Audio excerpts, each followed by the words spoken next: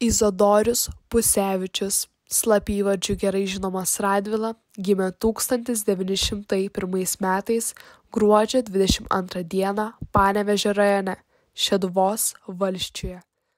1944 metais pradėjo organizuoti Šeduvos krašto vyrus kovai dėl Lietuvos nepriklausomybės.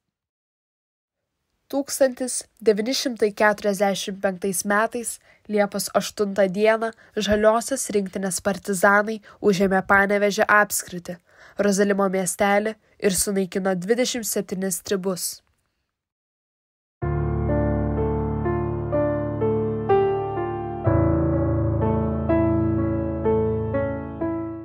Rozalimo užpuolimo tikslai pagal tardomųjų puolime dalyvavusiųjų partizanų parodymus buvo šie: išlaisvinti kalinius, gauti NKVD agentų ir slaptų informatorių būsimų tremtinių sąrašus, sunaikinti NKVD milicijos būstinę, įvaryti jiems baimės ir gauti vaistų.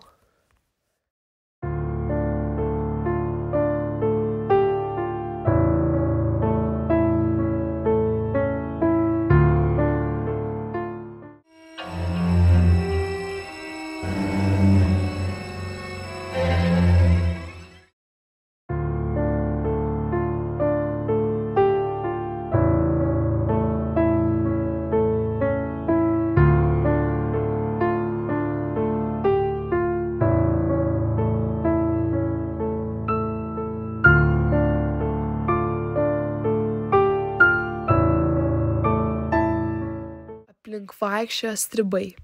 Jiem teko skaityti kapitono Radvilo žodžius, ramiai išsakytus pogrindžio spaudoje. Kam pardavėt Lietuvą ir jos vaikus vargui, kančioms ir mirčiai?